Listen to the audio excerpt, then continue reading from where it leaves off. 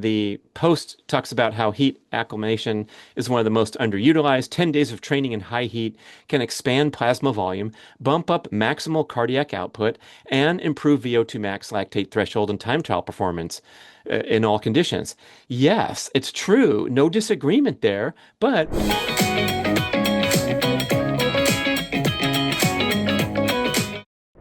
and welcome to this week's edition of really crazy, ill-advised social media posts. Here's one from a doctor of exercise physiology. Actually has a decent site with a lot of good information, but this one I'm going to have to challenge as he talks about the benefits of heat training. Listen. 2010 study showed that exercising for 45 minutes could increase VO2 max and lactate threshold by up to 8%, while thermoneutral trained counterparts showed no significant differences. For context, the landmark altitude study in 1997 showed changes of only 5%. These changes were derived primarily by an increase in plasma volume and cardiac output. Go put some sunblock on and take in these records. Follow for more running science.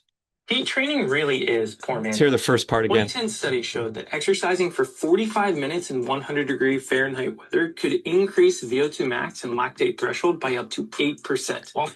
Exercising for 45 minutes in 100-degree Fahrenheit temperatures can improve your VO2 max and lactate threshold. Okay, look, first of all, a general post to the general social media audience or to your followers or to your algorithm recommending that people exercise for 45 minutes in 100-degree Fahrenheit seems like a ridiculous recommendation and not just silly, but potentially destructive. And I'm going to talk about one of my comments, one of my messages I got from my recent post about Layne Norton's shitty fitness advice shortly. But here, to generally present this scientific research with a cute little admonition at the end to put on the sunblock and get out there and enjoy and experience those record temperatures is really off base for the average fitness enthusiast, 99.9% of people looking at this reel. And first of all, look who we're seeing in the B-roll. We saw Eliud Kipchoge, I believe. There's Galen Rupp and Bernard Lagat, two of the greatest American distance runners of all time. There's the GOAT of all time, Kipchoge. He can do whatever he wants and train in whatever temperatures he's going to benefit from. There's Rupp going downhill. And for the elites, sure, these guys have to prepare for crazy conditions. We just had the World Championships in Tokyo, hot, steamy Tokyo weather, and Cole Hawker with his sensational 5,000-meter victory talked about how'd you prepare for this? Well, they went out in the heat of the day in Southern Virginia, where he's based and trained all summer, and he also did sessions with extra clothing, where he told his interview on Sidious Mag, I believe, he said, I soak through numerous sets of clothes every single day to trigger those sweat mechanisms and make yourself uncomfortable, thereby acclimating to the crazy heat where you are racing for world championship gold. So if you too are watching and thinking of bagging some of those medals at the next world championships, yes, indeed, try to go out there and train in 100-degree heat for 45 minutes if you're planning to race in hot temperatures. Otherwise, what we are talking about here is the general big picture challenge of athletic training, which should be the total emphasis on balancing stress and rest. And there are many ways to stress yourself. One of them is through heat training. He also talked in the post and in the recording how heat training is similar to altitude training, where the lack of oxygen forcing you to breathe harder, work harder, your body is stimulated to produce more red blood cells. And when you become competent in training 100-degree temperature heat, yeah, it's a lot more difficult than training in 60, 70, or 80-degree heat. So you trigger all these stress-related adaptations. But what we should also mention that don't have time for in a quick reel is that the stress side of the scale gets heavily weighted when you deliberately go out there as a sub-elite level athlete and put your body into that torture of exercising for 45 minutes straight in 100-degree heat. And therefore, this is going to require a lot of downtime to recover hormonally, metabolically, your actual body temperature and your homeostatic drives after the workout.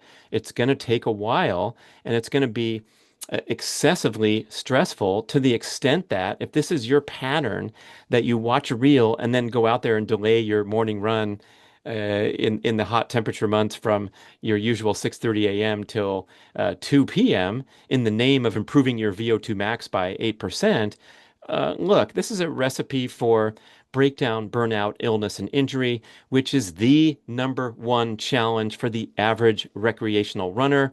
Mark Sisson and I spent an entire book talking about how running is too stressful for the vast majority of participants. The actual human running gait will typically elevate one's heart rate beyond fat max heart rate. That's the maximum fat burning calories per minute, and into these slightly to significantly stressful heart rate zones, such that you tend to emphasize glucose burning over fat burning. Once you exceed fat max heart rate, you start burning a significantly greater percentage of glucose instead of fat.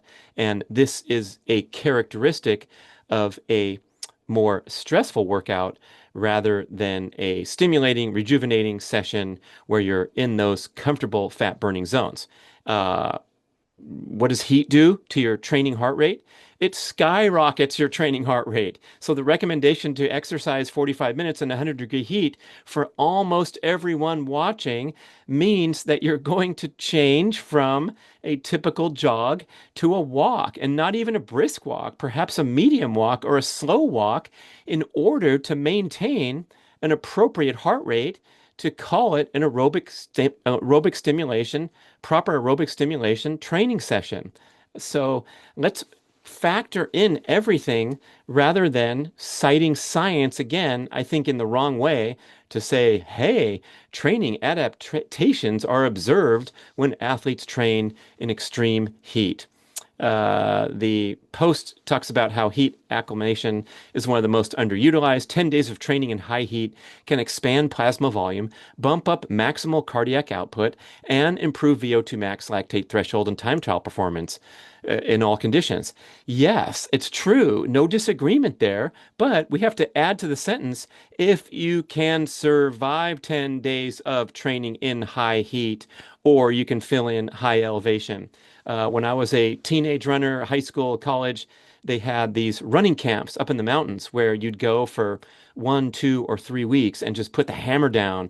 And it was a great way to skyrocket your fitness in a short time. I never went because I was too intimidated, because going up there and putting in, let's say, twice as many weekly mileage as you're accustomed to, because you're up there at camp, there's nothing else to do. You run twice a day, you're in the mix with other devoted runners, and you have an easy way to overdo it and get into an overtraining spiral pattern. I did have occasions of devoted training camps when I was a triathlete with other triathletes. We went up to the mountains, Lake Tahoe, wherever, and we hit it hard for a week or 2 or 3 weeks. Everything feels great at the time, often.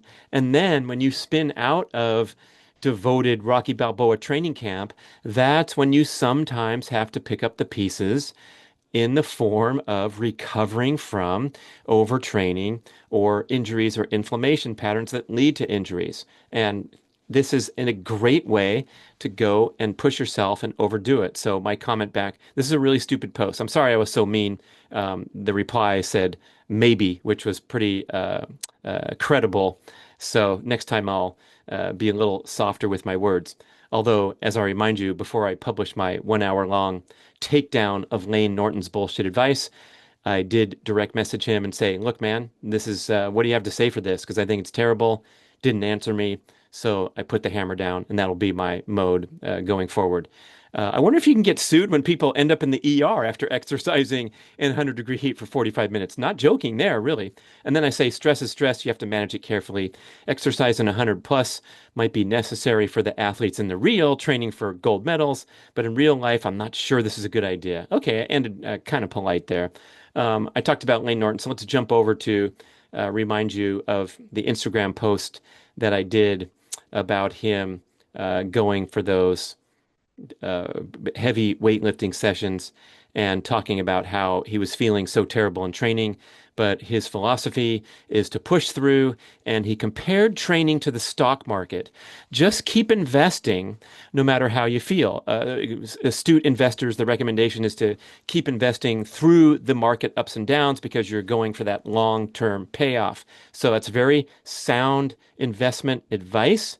But I write in the post that your body is not the Dow Jones. There's always a reason for feeling crappy, moving really crappy. These are quotes from Layne in his post about how he has to push through it. There's always a reason.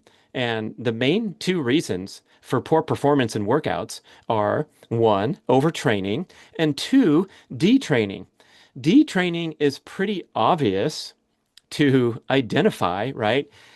You go on your 3-week cruise for the family summer vacation. You don't get a chance to work out much. You come back and you put the pin into the weight machine and you can't do your usual number of reps, or you head out for a training session and your pace is much slower and it feels much more difficult. Detraining is obvious. Coming back from an illness, like the global pandemic putting you down for 7 days or 8 days, you're going to have some, quote, really crappy workouts coming back. That's why you always want to come back gently and gracefully and gradually and not push yourself just because you've missed a week of training. But that's the obvious reason. And the second reason, which is a little more nuanced and confusing, especially to highly motivated, driven peak performers, is when they have really crappy workouts or a string of really crappy workouts and wonder why. Or worse yet, ignore these warning signs from the body and continue to push on. The reason is general overstress patterns in life, most likely overstress patterns from recent workouts. But you can also perform poorly in training because you're having a long-term family crisis or your boyfriend's being a real asshole to you for weeks on end, and that will definitely affect your workout performance. We have to consider all manners of life stress on the same side of the scales of justice as we're trying to always balance stress and rest. So, when you have even the slightest indication of suboptimal performance or suboptimal movement patterns, you have to pay very close attention and back off. There is no other rational recommendation. Pushing through is a huge, disastrous mistake. And I had to give Layne a lot of grief here because he's got a million freaking followers. And it's, again, it's not just fun and games and banter that you can take it or leave it. It is actually hugely destructive to devoted followers looking for wonderful guidance from our fitness leaders, especially those who are obsessed with science and tear apart many other internet influencers for not being devoted and rigorous with their science. And then Layne goes and pops off saying that the body is like the stock market. You have to keep investing no matter what. When you do so, what you are doing is you are teaching your central nervous system to fire the muscles less powerfully, less explosively, less efficiently. You are literally training the body to get slower, weaker, and less efficient with poor technique when you train and push your body through signs of poor movement patterns. So I'm saying elite athletes don't ride the wave of random bad sessions. They monitor recovery, track readiness, and adjust intensity daily. The key takeaways from my podcast talking about Layne's bad advice. Fatigue is feedback, not weakness. Central nervous system stress needs deloading and resting time. Smart athletes train with precision, not ego. Stop treating your workouts like Wall Street bets. Respect recovery, maintain perfect form, adapt to your body's signals. That's how you stay strong for years and not just weeks. And I was having a conversation with, oh, if you're watching on the screen, there's the commenter Fast Over 40. That's none other than Cynthia Monteleone, world champion in track and field and coach to numerous world champion level masters track and field athletes as well as Olympic athletes. She says, you know how I feel about all this. And we were just talking earlier today about how some of these people who are not in the masters category age groups, I don't want to hear about any longevity advice from someone who's in their 30s or 40s, or I want to take it with a grain of salt because they're spouting off on research or whatever, or they're making recommendations like pushing through fatigue. And you know what? When you're in your 20s, 30s, whatever, you can possibly get away with this stuff, even though it's a terrible idea for an elite athlete in their 20s to push through fatigue and poor performance. They're not going to have such a severe penalty as someone, for example, in my age group, the 60 plus, when I make a mistake in training, when I tweak a hamstring from doing one too many reps, I am paying the price for weeks and weeks. And just so I don't sound too high and mighty, I have to relate that last summer I stepped up to the hexagonal deadlift bar and I was not properly warmed up. I just got out of a car ride of 20 minutes. I'd finished a sprint workout. I figured, hey, I was still pumped up, still feeling good. So I stepped up to the bar and on my like my second rep, I could feel that lower back go zzz. Stupid. I should have warmed up with lightweight, as we always know to do, especially when we're deadlifting. And that little tweak, that little tightness that I felt, that grabbing, took 12 weeks to recover from. So compare and contrast. I made a slight mistake, uh, just lame to not warm up carefully, and I paid the price for 3 months. And then I go back and scroll on social media with my free time, and I see some of the leading influencers in the world saying, training the body is like the stock market. You have to keep investing no matter what. So here I'm doubling down on my extreme criticism of that in hopes that it will weigh nicely. Here's a funny one. When I clicked on the link over to Layne Norton's 1 million followers Instagram account, here's what I get. Live shot, people. Sorry, this page isn't available. They took his account down. Did I make a huge impact? And the Instagram powers that be said, yeah, let's take this guy down. He can't tell people to push through fatigue. That's silly. Probably some other reason. Who knows? And then it says, Dr. Layne Norton, new account. Starting from scratch. I hope you're giving out good advice, man. Looks like a little bit more varied with these old pictures of bodybuilding and so forth. Anyway, that's my comment on that. So I hope you can appreciate posts like these. Of course, they're trying to convey scientific information, and it is interesting from an academic setting to go, oh, okay, so heat training stimulates profound physiologic adaptations, as does altitude training, as does any kind of training. But if you're not sensible and don't balance it carefully, you are going to be HOSED, hosed. You will not improve. You will struggle, and you will break down. Let me know what you think in the comments. Thanks a lot for watching and listening and carefully considering your training decisions, bringing in that intuitive element also. If you don't feel like working out one day, that is a strong and powerful signal from the control center, the brain, that maybe we need to back off a little bit. I'm still a work in progress, learning it myself, right? I mean, obviously, anytime I report a little minor injury, I go back to the drawing board, I take notes, and I say, I guess I overdid it, even though I didn't think I was overdoing it at the time. Now I can review my training diary and realize that, yeah, I kind of pushed it pretty hard in September, and it was not a sensible progression from what I was doing June, July, and August. And on that note, I strongly recommend keeping some form of training diary. It doesn't have to be a robotic, regimented, posting all your workouts on Strava. And that's way past my time as an old school person with a spiral notebook. Here, let me hold up and demonstrate. Spiral handwritten notebook. I also use the Notes program on Apple devices so that it can transfer over to my laptop from my phone when I'm putting in workout details. And so, of course, I will recite the number of reps and the times and the weights and whatever, but also putting in some of those subjective comments like right knee still feels a little tight, and 6 hours later, after getting up from a long sitting, it was tight again. Take note of that and continue this dialogue throughout my training career. I've kept a training diary since, let's see, started in high school running. I think I got the Gym Fix Complete Runner's Training Diary, the red color, the distinctive red color. You old-time runners know what I'm talking about. So I started filling up annual diaries in 1979. How many years is that? Oh my gosh, it's like half a century of training diaries. And it's really helpful. Not that I need to show anyone or do shows on it, but I do show my coach's advisors like Cynthia Monteleone. She reviews it and will make comments that are really enlightening to me, that it's hard to see outside of myself sometimes. One huge one that has really changed my approach to my sprinting and jumping career, my high intensity athletic career here, making that transition from longtime endurance athlete, was I sent her my training diary and she challenged these entries like Thursday, easy bike ride, 1 hour to farmer's market and back, recovery day. Friday, head to the track, sprinted, did 4 times 200 and 4 times 100. And she says, "What's this on Thursday? What do you mean?"